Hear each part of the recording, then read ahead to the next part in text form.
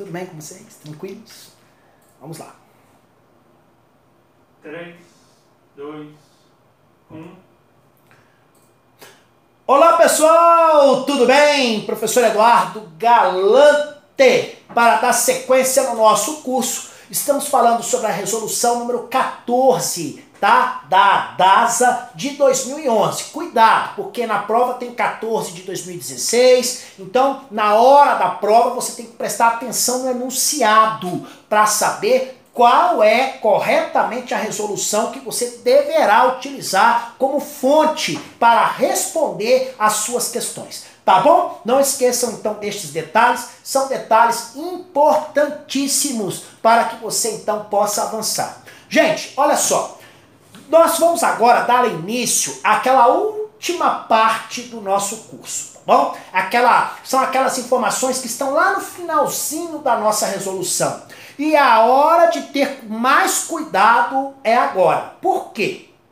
A banca sabe que grande parte dos candidatos tão somente, eles vão prestar atenção ou leem o começo de uma norma. Depois não faz mais isso. Nós não vamos cair nessa. Nós vamos firmes e fortes e com foco até o final. Combinados? Vamos lá então? Simbora com o professor, partiu a aprovação, dando sequência ao nosso curso, tá? Vamos aqui dar sequência, falarmos então sobre a resolução 14 de 2011. Estamos no nosso 9º encontro desta resolução, tá bom? Dando sequência, eu não terminei o assunto faturamento. Então nós vimos na nossa aula passada algumas regras principais, ali algumas regras iniciais sobre o faturamento. Chegou a hora de avançarmos mais um pouquinho. Então eu quero aqui trazer para você mais alguns detalhes em relação a fatura e o pagamento. Eu falei para você, trouxe lá como regras, né? Trouxe lá para você a forma como é feito o cálculo, o faturamento, quando, por exemplo, o imóvel está em construção, quando ele já está construído. Nós temos aquela tarifa popular, temos o faturamento normal, temos o faturamento para estabelecimento comercial, temos para fins de irrigação. Tudo isso nós falamos na aula passada. Eu até avisei para você, falei, olha, para que eu possa cobrar a tarifa de esgotamento, o local é o seguinte, você naquela localidade deve ser atendido pelo serviço então público de esgotamento sanitário, porque se não tiver, né, gente, não há razões para cobrar isso. Pois é. E aí eu falei para você que em regra, a gente cobra 100% do volume consumido. Você consumiu então 5 metros cúbicos de água, você vai pagar por 5 metros cúbicos de esgoto também. Mas eu ainda quero falar mais alguns detalhes sobre faturas e pagamentos então em relação a isso. É o seguinte, o cálculo do faturamento dos esgotos gerados pela utilização de água proveniente de poços ou captação de manancial superficial ou da rede pública de distribuição de água, gente, será realizado da seguinte maneira. Vou somar os volumes consumidos de água oriundo dessas fontes. Deixa eu explicar isso aqui para você. Vamos supor que você tenha autorização para fazer a utilização de água de um determinado manancial que passa próximo à sua residência. E você também tem o sistema de abastecimento público. Aí vamos lá, pelo sistema de abastecimento público, você consumiu 10 metros cúbicos. Pela água do manancial, você também consumiu 10 metros cúbicos. Como que eu vou calcular o esgoto? É a soma dos volumes consumidos. Então, aqui nesse exemplo que eu dei, eu vou pagar por 20 metros cúbicos de esgoto produzido. Isso quando você tem autorização para utilizar a água que vem do sistema de abastecimento público e a água da casa, que eu usei como exemplo manancial, mas poderia ser também de um volume, tá? Então, seja de um poço. Então basta você somar os dois e é esse o volume aqui do cálculo para você saber quanto que você vai pagar de esgoto. Tá bom? Então não esqueçam disso, é importante demais que a gente saiba então diferenciar essas coisas. Além disso, Olha, o despejo de esgoto gerado pela utilização de água proveniente de poços ou de captação em manancial superficial. Gente, só poderá ocorrer se tiver um contrato ali específico assinado para tal. Você tem a autorização, você recebeu o registro para utilizar a água de um poço artesiano. Você vai celebrar um contrato específico. Por quê? Ao utilizar a água do poço artesiano, você vai produzir um esgoto. Esse esgoto, então, vai ser objeto de um contrato específico, tá bom? Isso é especificamente nestas situações. E mais, o volume de água utilizado exclusivamente para fins de irrigação não será considerado ali na cobrança de serviços de esgotamento sanitário. Aí não teria lógica, né, gente? Se você utiliza, então, a água exclusivamente para irrigação, ali no caso, que esgoto que você produziu? Nenhum. Então aqui é um peguinha, viu? Cuidado com isso aqui. Pode ser que a banca coloque uma situação para você, um caso, e ela fala, determinado usuário utilizou 100 metros cúbicos de água. Desses 100 metros, 30 metros foram utilizados na residência e 70 metros utilizados metros cúbicos, utilizados na irrigação. Quanto que ele pagará? Quanto que ele pagará pelo esgoto? Aí vai colocar lá 30, 50, 60, 70 ou 100. Nesse caso ele vai pagar por 30 metros cúbicos. Por quê? Porque 70, nesse exemplo que eu dei, foi utilizado então na irrigação. Tá bom? Cuidado com essa dica aqui, ó, 182. Ela é pequenininha, meu amigo, mas é aquilo que eu falo. Cascavel para matar não precisa ter 2 metros, não. Cascavel de 5 centímetros, o veneno é igual. Então uma questão pequenininha pode acabar com a sua, chance ali de ter uma classificação melhor. Por isso, atenção máxima. A existência de dispositivos de tratamento prévio ao lançamento na rede pública coletora de esgotos sanitários, isso não vai isentar o usuário, gente, do pagamento de serviço. Então, mesmo que exista dispositivos de tratamento prévio, você tem uma casa, você tem uma chácara, você fez uma mini estação de tratamento de esgoto para fazer o tratamento e depois jogar a água tratada no esgotamento público. Se você fez isso, vai continuar pagando do mesmo jeito. Então não é porque você tem algo, não é porque você tratou o esgoto que você vai deixar de fazer a mesma coisa. Vai continuar pagando do mesmo jeito, tá bom? Então não se esqueça disso. Eu até conheci um caso. Um senhor que ele tinha uma chácara bem próxima ao centro da cidade e ele era apaixonado com a natureza, ele construiu, gente, uma mini estação de tratamento de esgoto na sua chácara e a água então era tratada antes de ser jogada na rede de captação de esgoto pública e mesmo assim pagava normalmente, sem dor, normalmente, aceita que dói menos, tá? O prestador de serviço, gente, ele irá disponibilizar, ele, no caso, disponibilizará gratuitamente no seu sítio lá da internet um serviço de emissão da segunda via da fatura, tanto para que possa ser consultada, quanto para que se possa ser impressa pelo usuário. E eu até desafio a vocês, no caso, como eu falei, eu estou no Distrito Federal. Se você entrar no site da CAESB, lá tem emissão da segunda via da fatura para consulta ou impressão do usuário. Você vai lá, consegue imprimir e pagar na hora. O prestador de serviços, ele deve entregar a fatura na unidade usuária, gente, até a data fixada para a sua apresentação. Normalmente ele o faz com um tempo razoável antes da data do vencimento. A fatura ela deve ser emitida e entregue com, no mínimo, 10 dias de antecedência à data do vencimento, tá bom? Então a fatura ela tem que ser emitida e entregue com, no mínimo, 10 dias. O vencimento é dia 25, até o dia 15 ela tem que estar nas suas mãos. Além disso, as faturas não quitadas na data do vencimento. Gente, as faturas não quitadas, isso vai gerar algumas penalidades, não é nem penalidades, isso vai gerar alguns custos pelo atraso, pela mora. E Quais serão estes valores? Então, esta dica eu quero que você marque aí, por favor, com destaque no nosso material. Esta dica ela é importante.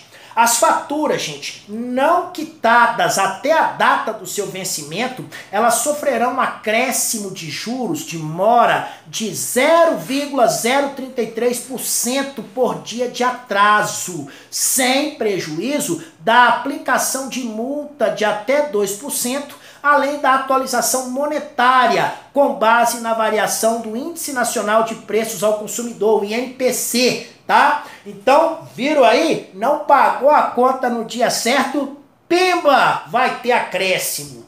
O pagamento, gente, tá, de uma fatura não necessariamente implica na quitação de eventuais débitos anteriores. Você tem 3 contas de águas na sua casa, janeiro, fevereiro e março, você pagou março. Quer dizer que fevereiro e janeiro está quitado? Não. Você apenas optou por pagar a última, mas não significa que as outras 2 estejam quitadas. Todo ano, isso é lei, uma vez por ano, o prestador de serviço vai emitir para você uma fatura dando ali a quitação dos últimos 12 meses. Uma vez por ano, isso é obrigado por lei. Você recebe então uma fatura onde, no caso específico, o prestador fala, olha, não há qualquer débito referente nos últimos 12 meses, ou seja, do período tal a tal. Uma vez por ano ele tem que fazer isso. O prestador de serviços, ele deve dispor de mecanismo, no caso ali, mecanismos de identificação de pagamento em duplicidade. Então vamos supor que por algum motivo você pagou 2 vezes a mesma conta. Gente, hoje o sistema bancário ele já tem um sistema tão interessante que se você pagou a fatura, se você tentar pagar de novo, o sistema acusa, fala, esse código de barras já foi utilizado, justamente para evitar que você pague 2 vezes, tá bom? Hoje nós já temos isso. Além disso, não será admitida nenhuma isenção do pagamento ou do abono de consumo referente à utilização de serviços de águas e esgoto, gente. Nós não teremos ali qualquer isenção, nem mesmo em relação à União, Distrito Federal, organizações internacionais, representações diplomáticas, templos, ninguém vai escapar, ninguém. Então, a única exceção são os casos previstos em lei. Então, para a prova, eu quero que você guarde esta ideia aqui, ó. A banca vai colocar assim, o órgão, né, a Organização Mundial de Saúde teve a isenção do seu consumo de água. Errado. Errado. Não há isenção para ninguém. A isenção é só para os casos previstos em lei. Não está previsto em lei, não tem isenção nenhuma. Esquece, tá bom? Além disso, e a revisão das faturas? Gente, uma vez, eu recebi uma fatura, eu pagava em torno de R$100. Eu recebi uma fatura, sabe de quanto? Eu recebi uma fatura de R$1.112. R$1.112. Vou resumir a história. A minha leitura lá era 320. E aí o que aconteceu, gente? Na hora de fazer a leitura lá, nem era 320 não, era 230. Era 230 a leitura do meu hidrômetro. Então o meu hidrômetro estava lá, 230. Sabe o que o leiturista fez? Ele foi lá e colocou 320. Meu amigo, aumentou o meu consumo em 90. Ou seja, ele simplesmente inverteu isso aqui, ó. Então é claro que eu fui lá e pedi a revisão da fatura. Isso é possível? Claro que é. Então as faturas elas podem ser revisadas por solicitação do usuário ou por iniciativa do prestador de serviço. Então são as possibilidades que nós temos, mas pode. Na presunção de erro, gente, decorrente ali da falha de medição de volume ou de lançamento indevido, o usuário ele poderá solicitar a revisão da fatura junto ao prestador de serviços. Foi o que eu fiz. Eu falei, olha, eu acabei de receber aqui a conta, vocês fizeram a leitura aqui, ó, de 320, mas aqui está a foto, no caso, o marcador é 230. Na hora de fazer a leitura, inverteram os números. Então, eu informei isso na hora lá para a prestadora de serviços. Além disso, O usuário, gente, que tenha pago a quantia cobrada indevidamente, cobrou de você indevidamente o valor e restou comprovado que aquilo era indevido. O que poderá ocorrer nesse caso? Nesse caso, gente, deverá ser ressarcido pelo prestador de serviço por valor igual ao dobro do que pagou em excesso e mais, acrescido da correção monetária e juros legais. A não ser que tenha sido um erro, gente, justificável. Mas se não foi justificável, vai, no caso ali, devolver para você em dobro. Por isso é que esse contrato tem natureza contratual, não é isso? Civilista, porque lá no Código Civil é isso que está estabelecido também. Então a nossa natureza contratual traz estas consequências. Esta dica também é muito interessante para a nossa prova. Além disso, o usuário, ele poderá optar por receber em moeda corrente, isso no prazo máximo de 30 dias, todas as quantias que foram pagas a maior. Ou ele pode optar pelo ressarcimento. Então, por exemplo, na próxima conta você vai lá e desconta o valor que você pagou a mais. Foi o que aconteceu comigo, eu pedi um ressarcimento. Paguei 1.112, mas eu fiquei, gente, 8 meses sem pagar uma nova tarifa. Por quê? Eu pedi o ressarcimento, foram abatendo, acabou que eu fiquei 8 meses sem pagar. O prestador de serviços, ele deverá conceder desconto sobre o consumo excedente quando houver constatação e, evidentemente, subsequente eliminação do vazamento imperceptível nas instalações hidráulicas. Gente, então o prestador de serviço, tá? Ele tem esta prerrogativa, ele tem esta faculdade. Então, por exemplo, existe um vazamento, nós sabemos que tem ali um padrão, não vou nem utilizar os termos técnicos, tem ali o padrão e até a água chegar dentro da sua casa, o cano percorre uma distância. Ali tem um vazamento. Como que você vai perceber aquilo? Está debaixo da terra, não apareceu, não está molhado nem nada, é um ponto imperceptível. Aí você pede a revisão, descobriu-se então aquele vazamento. Era imperceptível ali para o usuário. Nesse caso específico, o prestador de serviço pode conceder desconto, tá bom? O usuário, gente, ele não terá direito ao desconto se verificada fraude ou negligência e ainda, né, na manutenção. Bem, se o que aconteceu, gente, tá? Se esse vazamento aí foi por, no caso, fraude ou negligência, aí não tem desconto não, meu amigo. Aí vai me perdoar, não tem jeito, tá bom? Vamos falar um pouquinho agora sobre a interrupção e a religação dos serviços de água e de esgotamento sanitário. Vamos começar inicialmente pela interrupção. Quais são os casos que vão justificar uma interrupção? Então, os serviços de abastecimento de água e de esgotamento sanitário, eles poderão ser interrompidos nos seguintes casos. Quando é que o serviço de água, então, pode ser interrompido?